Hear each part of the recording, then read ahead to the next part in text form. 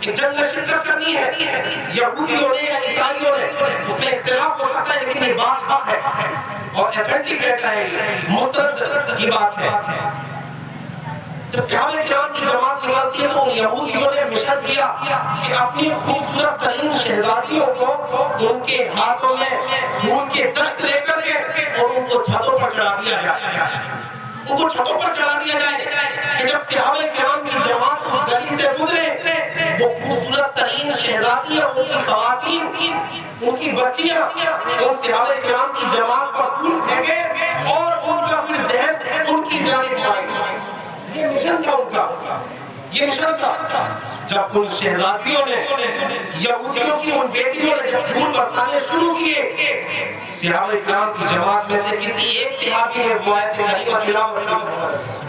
آپ تلاوت کرتے ہیں قُلْ لِلْمُؤْمِنِينَ يَغُضُّوا مِنْ أَبْصَارِهِمْ وَيَحْفَظُوا فُرُوجَهُمْ، سطح بلند کی، فرمایا اس کا آسان ترجمہ ہے محبوب آپ ان سے فرما دیجئے کہ اپنی آنکھوں کی حفاظت کریں، اپنی آنکھوں کو پست کر لیں، نیچا کر لیں، وَيَحْفَظُوا فُرُوجَهُمْ، اور اپنی شرمگاہوں کی حفاظت کریں۔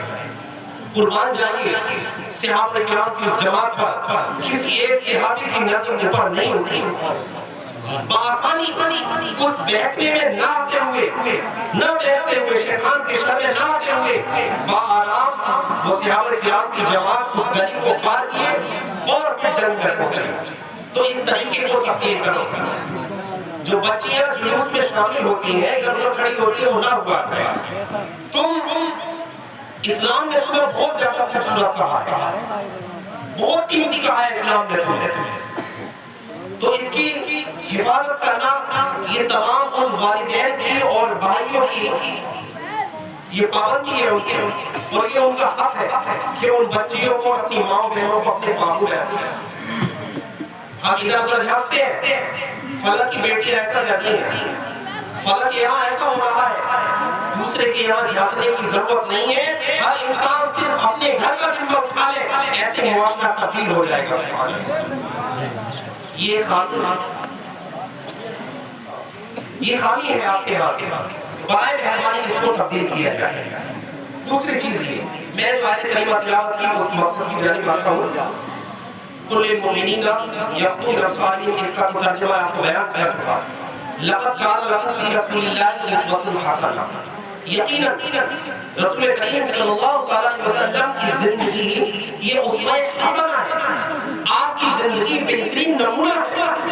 جیسے کہ حضرت نے مجھ سے قبل آقا صلی اللہ علیہ وسلم کی سیرت، آپ کے کردار اور آپ کی تعلیمات کو بیان کیا، وہی اصل تقریر ہے، اصل وہی خطاب ہے، وہی قول و نصیحت ہے۔ لیکن قوم کا حال کیا ہے؟ مزہ آنا چاہیے۔ قوم کا حال یہ کہ مزہ آنا چاہیے۔ آپ نے کب تک مزے لوٹو گے؟ تمہاری حالت بد سے بدتر تو ہو چکی اسی مزے لوٹنے میں۔ مال و دولت، جاہ و عظمت کی تم نے اکٹھا کر لی ہے، بڑا فخر محسوس کرتے ہیں۔ گاڑیاں وغیرہ ہو گئی، کاریں وغیرہ آپ نے خریدی، اس میں تمیز کوئی نہیں ہے کہ وہ حلال کے مال سے خرید یا حرام کے مال سے خرید۔ تو یہ دنیاوی شہرت اور دنیاوی جو چند گھڑی کی یہ راحت ہے، اسی کو تم نے سب کو سمجھ لیا۔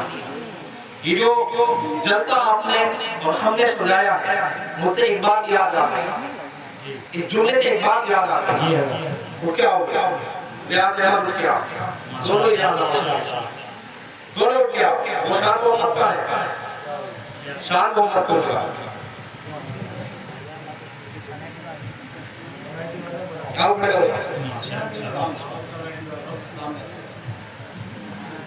ان کی عمر دیکھیے اور ان کے دلوں میں عشق رسول دیکھیے۔ ایسے ہوتے ہیں حضور کے عاشق، تمہاری طرح نہیں ہوتے بوڑھوں کی طرح کہ جلسے کا بھی اور انعقاد کیا جائے تو چیمیں کھولنیاں شروع ہو جائیں۔ ارے جلے لوگ نمازیں پڑھنی چھوڑ دیں۔ یار یہاں تو تماشا ہو گیا کہ امام نے غلط چیز کا اہتمام کر لیا اور نمازیں پڑھنا پھر اس کے پیچھے بند کر دیں گے۔ بتاؤ مجھے۔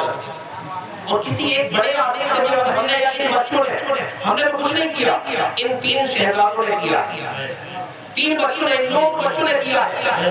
کسی بڑے سے کوئی پیسہ نہیں مانگا، بس اپنے جو ہم عمر بچے ہیں جن کے تعلقات میں جتنے بھی لوگ وابستہ ہیں ان لوگوں نے ان سے مطالبہ کیا اور پھر یہ دیکھ لیا کہ کتنا بڑا کارنامہ سر انجام دیا ہے.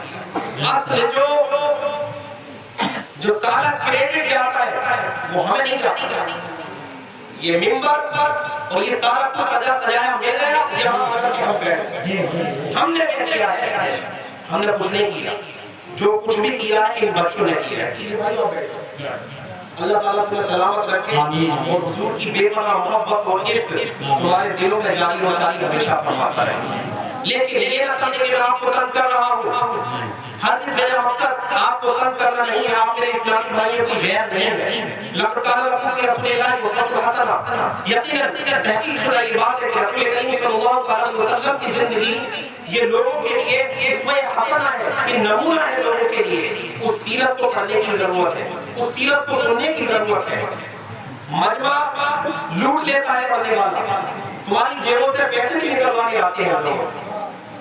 اور جو پیشہ ور لوگ ہیں ان کو نہ بلایا جائے. جو پیشہ ور لوگ ہیں ہم ان کو مدعو نہیں کرتے ہیں. ہماری ذات سے جتنے بھی لوگ وابستہ ہیں, مولانا ریحان صاحب جل اللہ ماشاء اللہ سے, یا حافظ سلطان صاحب ہوں, یا جو دیگر حضرات یہاں پر جمع ہیں, وہ ہم پیشہ ور لوگوں کو سخت ان کو منع کرتے ہیں کہ آپ ہماری مجلس میں تشریف نہ لائیں. یار نماز اندر پڑھتے آپ کے ممبر پہ بیٹھ جاتے ہیں. یہ کمیاں ہیں ان لوگوں کی. یہ ان لوگوں کے لیے بھی طنز نہیں ہے بلکہ ان کی کمیاں ہیں اور ان کی کمیوں کو پردہ اٹھایا جا رہا ہے. بہرحال تو نمازیں تو پڑھنا آپ پر بھی فرض ہے. یہاں 35,000 روپے اسلامی بھائی کا خرچ کر دیے, پڑھنے والوں کو دے دیے, دینا بھی چاہیے. حضور صلی اللہ علیہ وسلم کی سنت مبارکہ ہے. سنت مبارکہ حضرت حسان بن ثابت جب حضور علیہ السلام کی تعریف و توصیف فرماتے, عرض کرتے حضور کی بارگاہ میں قصیدے پڑھتے, آپ کے آقا دو جہاں صلی اللہ علیہ وسلم ان کو انعام و اکرام سے نوازتے. سبحان اللہ. یہ سنت تو ادا کر لی, لیکن خدا تبارک و تعالیٰ کا جو فرض ہے وہ ادا کرنا بھی ضروری ہے. اس کو بھی ادا کرنا, اس پر بھی عمل پیرا ہونا یہ لازمی اور ضروری ہے.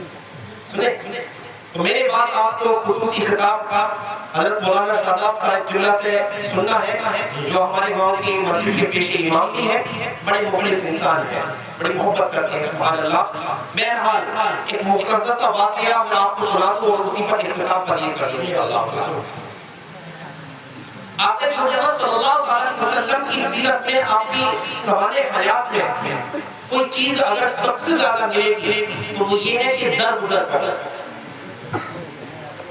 کائنات میں اتنا بڑا در گزر کرنے والا بندہ نہ ہی تو کبھی آیا, نہ ہی قیامت تک آ سکتا ہے. آقا صلی اللہ علیہ وسلم کی بڑی صاحبزادی ہے, بڑی شہزادی ہے. آپ کو امید سے آپ کے وطن مبارکہ میں ایک شہزادی کی پرورش ہو رہی ہے. آپ جب ایک راستے سے آپ کا گزر ہوا, دشمن ہے, مخالف دین ہے, وہ دشمن شہزادی رسول صلی اللہ علیہ وسلم کے گھوڑے کو تیر مارتا ہے. اللہ اکبر. جو تیر مارتا ہے تو شہزادی رسول صلی اللہ علیہ وسلم زمین پر تشریف لے آتی ہے, اور جو شہزادے آپ کے وطن مبارک میں پل رہے ہیں, پرورش ہو رہی ہے, وہ اسی کنڈیشن میں اللہ کو پیارے ہو جاتے ہیں. آپ کی شانوں میں الفاظ بڑے سوال کے ہوتے ہیں, بڑے سوال کے. کوئی عام انسان ہو تو کیسے بھی بولے, لیکن ان لوگوں کی شان میں ہمارے الفاظ, ہماری وہ زبانیں نہیں ہیں, لیکن پھر شہزادی جنت کے پیٹ میں وہ اللہ کو پیارے ہو جاتے ہیں. لیکن قربان جائیے حضور علیہ السلام کی در گزر کرنے پر. سبحان اللہ. بڑی توجہ سے سننے کی بات ہے. پروفٹ محمد صلی اللہ علیہ وسلم immigration Medina to Makkah sent Muhammad sallallahu alaihi wasallam the people of Arab country. آقا دو جہاں صلی اللہ علیہ وسلم نے مکہ فتح ہونے کے بعد مدینے سے جب مکہ کو ہجرت فرمائی ہے, علی اعلان آقا صلی اللہ علیہ وسلم نے ارشاد فرمایا کہ کوئی کتنا بھی بڑا مجرم ہو, کوئی کتنا بھی بڑا گنہگار ہو, آج آمنہ کا لال خدا کا پیارا، خدا کا حبیب اس کو معاف کرنے کے لیے تیار ہے. سبحان اللہ، سبحان اللہ کہتے ہیں. اصل تقریر نہیں ہے، اصل تقریریں ہی یہی ہے. میں یہ نہیں کہہ رہا کہ میری تعریف و توصیف ہو رہی ہے ہر چیز ہے. بڑی بڑی چیز پہ یار ہم تو یہ ہوگا کہ آپ کس نے پھرتے والے یہ کہتے ہیں کہ سنیوں کی مانگا کہ چیزنے کے ساتھ ساتھ ان کے جو ہے کرنا ہے غلط نہیں ہوتا ہے کہ پیچھے آگے تو ان کے کچھ نکل تو نہیں جاتا. اتنے زیادہ چیختے ہیں اللہ اکبر ہے اور کتنا کچھ سنواؤ گے تمہاری جیبیں خالی کرانے کے لیے چیختے ہیں اور کچھ نہ ہے جیبیں خالی کرانے کے لیے. اس سے آگے بہرحال میں بیان کر رہا ہوں. آقا صلی اللہ علیہ وسلم نے فرمایا آج کوئی کتنا بھی بڑا مجرم ہو، گناہگار ہو، میں محمد صلی اللہ علیہ وسلم کو معاف کرنے کے لیے تیار ہوں. وہی شخص ہے جس نے شہزادی رسول صلی اللہ علیہ وسلم کے گھوڑے کو تیر مارا تھا.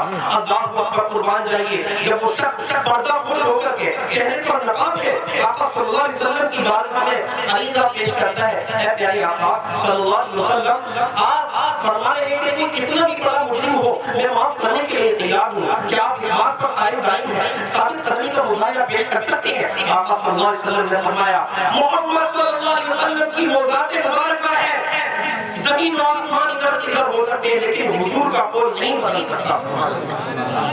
آیا ابھی چہرے کو دیکھا نہیں ہے حضور نے، چہرے پر نقاب پڑا ہوا ہے. آقا صلی اللہ علیہ وسلم فرماتے ہیں آج آپ مجھے بھی معاف کرنے کے لیے تیار ہوں.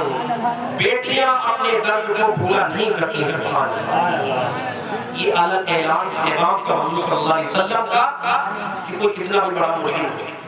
فرمایا کہ آج تم سب کے سب آزاد ہو، سب کو معاف کر دیا. اور اسلام کی خوبصورتی ہے وہ بیت المقدس و دیگر مقامات پر جو فتوحات اس وقت سے لے کر آج تک چلی آ رہی ہیں، جب جب مسلمانوں کا قبضہ ہوا ہے، مسلمان قوم قابض ہوئی ہے، ان لوگوں نے سب کو معاف کر دیا ہے.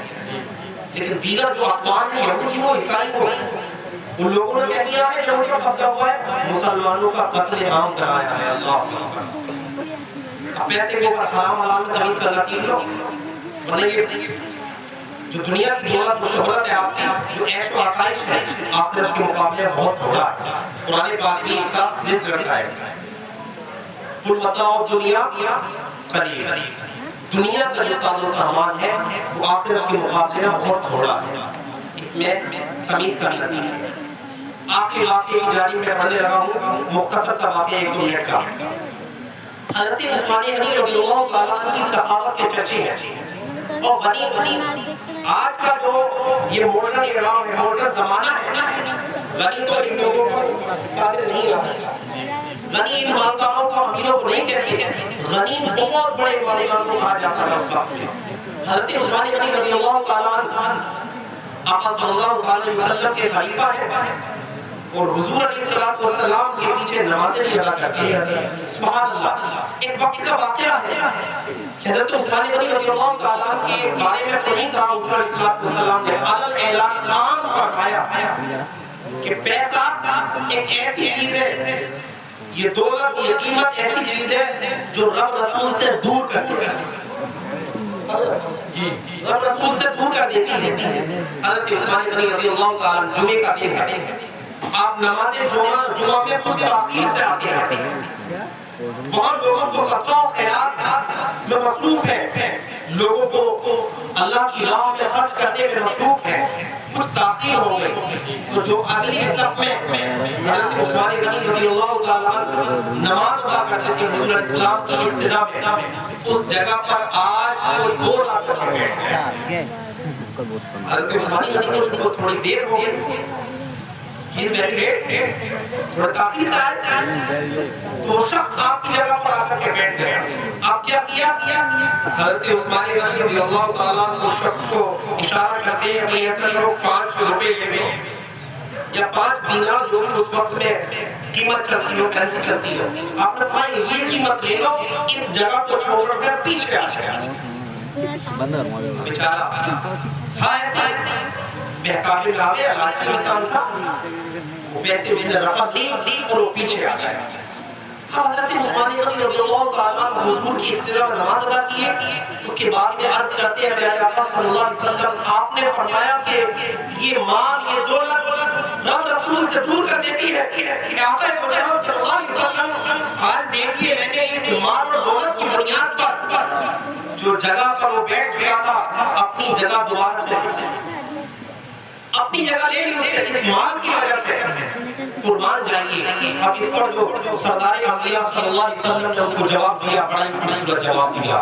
فرماتے آقا مجاہد صلی اللہ علیہ وسلم اے عثمان میں نے وہ لفظ میں نے وہ جملے تمہارے لیے نہیں کہے تھے, لیکن اگر تم اب کہنے والے ہو, اب کہہ چکے ہو کہ مال و دولت کے ذریعے میں نے اپنی جگہ پائی ہے, تو حضور علیہ الصلوۃ والسلام فرماتے ہیں عثمان جب تک وہ دولت وہ مال تمہارے پاس تھا تم رسول سے دور تھے. جب تک وہ مال تمہارے پاس تھا تمہاری جیب میں تھا تم رسول سے دور تھے, اور جب وہ مال دوسرے بندے کی جیب میں آ گیا وہ رسول سے دور ہو گیا. یہ ہے پیسہ رب رسول سے دور کرنے کا. بہرحال خطاب خصوصی آپ حضرات نے سننا ہے, وہ حضرت مولانا شاداب صاحب اللہ سے ہی سننا ہے. ہم تو بس اپنے بطور امام جو ہم نے بات کرنی تھی آپ سے وہ کر لی. اللہ تبارک و تعالیٰ بس اسی کو اپنی بارگاہ میں فرمائے. اور خدا را خرچ کرنا بہت اچھی چیز ہے, خرچ کرنا بہت اچھی چیز ہے, لیکن بہترین انداز میں خرچ کرنا یہی اچھی چیز ہے, حقیقت یہی اچھی چیز ہے. تو آپ صبح کو فجر میں انشاءاللہ آئیں گے نا, انشاءاللہ انشاءاللہ کچھ زبانوں سے ادا نہیں ہونا. یہ جلد سے یہ ملاپ سجانے کا اپنے بتا دیجیے کیا فائدہ ہے. 4-5 ہزار ان پہ آ گئے, 2-3 ہزار ہمارے پاس آ گئے, 1-2 ہزار ان کے پاس آ گئے, تمہاری جیبیں تو خالی ہو گئی, بچا کے تمہارے پاس کیا بچا. اب نماز ہی تو اہم ہے. بہرحال ہمیں یہ اندازہ نہیں تھا کہ اتنی بھیڑ ماشاءاللہ